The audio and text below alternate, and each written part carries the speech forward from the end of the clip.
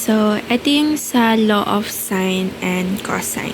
So, first is gawa muna tayo ng representation natin. So, hindi naman kailangan na accurate siya, pero ang ginawa ko is, ginawa ko siyang polygon method, component method din ako, nag-parallelogram method din ako para ma-check kung same ba yung sagot ko sa law of cosine at doon sa component method, which is same naman. Okay, so nag-travel daw ng 5.5 meters, 45 degrees, north of east. So, mula dito sa origin, 5.5 meters. So, ito si vector A natin. Wala tayong concept na si 5.5 siya yung vector C natin or siya yung C kasi siya yung mas mahaba. So, yung hypotenuse sa right triangle lang siya nag-work. Hindi naman to right triangle. So, itong 5.5 siya yung vector A natin since siya yung unang sinabi dun sa problem. And tatandaan natin na 45 degrees to.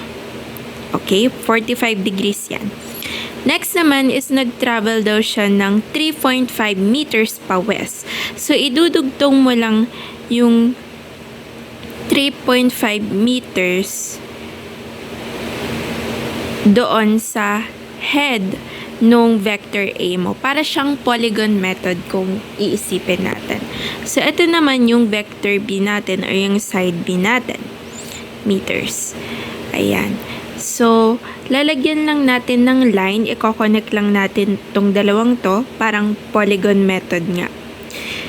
So, ito yung hahanapin natin. Hahanapin natin kung ano yung length niya, ano yung degrees niya, okay? So, bago ang lahat, so, ito yung side C natin. Yan yung side C kasi meron na tayong A, meron na tayong B, ito yung side C natin. Okay, usually yung hinahanap siya yung side C or siya yung vector C. And then ito, 'di ba 45 degrees to. Itong angle ito, 45 degrees yan. Itong angle din dito, 45 degrees. Bale, same sila. Okay? So, kung 45 degrees tong angle na to, pwede nating sabihin na yung angle pa ganito is 45 degrees din. Okay? So, ito si angle C. Ito si angle A. And ito naman si angle B. Tama ba? Okay, so ganyan. Okay? So, ulitin ko, nag-travel siya 5.5 meters north of east, 45 degrees. So, 45 degrees dito, which is same lang sa degrees na nandito, kaya din yan 45 degrees. Okay? And then, nag-travel siya 3.5 meters pa west. So, yun yung vector B natin. And ipag-connect lang natin tong head ng vector B sa tail ng vector A natin, parang pa-polygon method, and yun yung side C natin. So, pwede na natin ditong i-apply si law of cosine para mahanap natin yung side nito. Okay? Ano yung measure niya in meters. Okay? So, law of cosine pala. Law of cosine. So, susulat ko lang yung formula.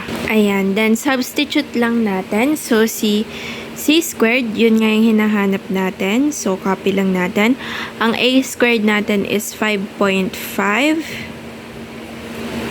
squared. Ang B squared natin ay 3.5. 3.5 squared minus 2. Ang A ulit natin is 5.5. Ang C natin is 3.5.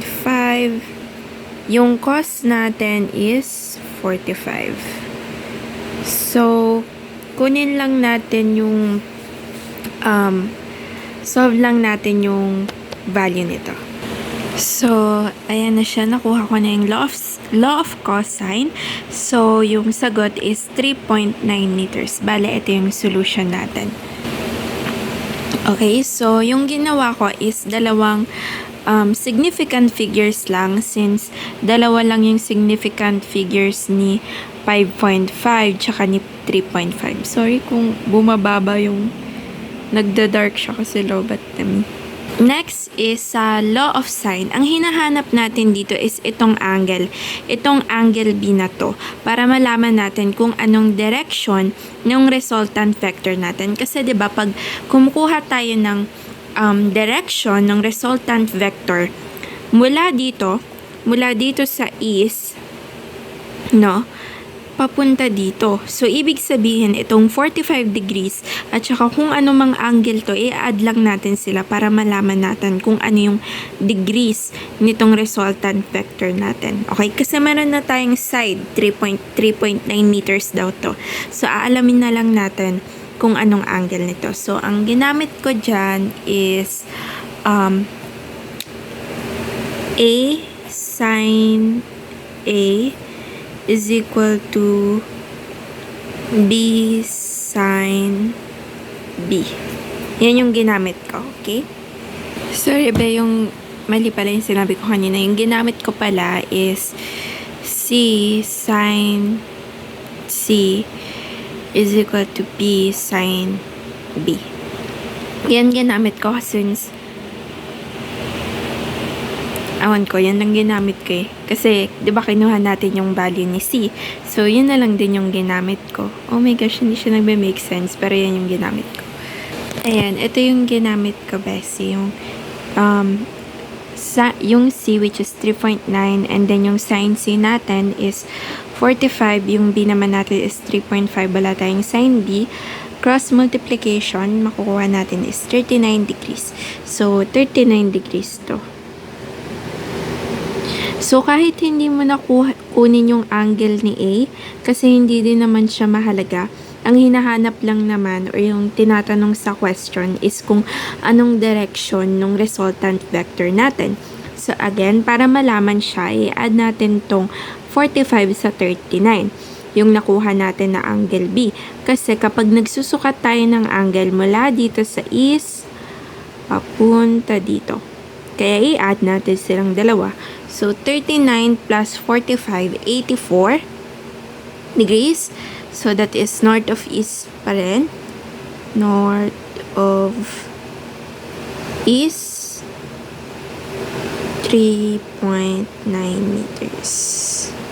So, this is our final answer.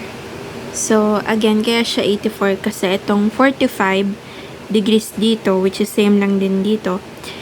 And yung 39 degrees na nakuha natin is pinag-add lang natin silang dalawa. Hala, ang haba ng video.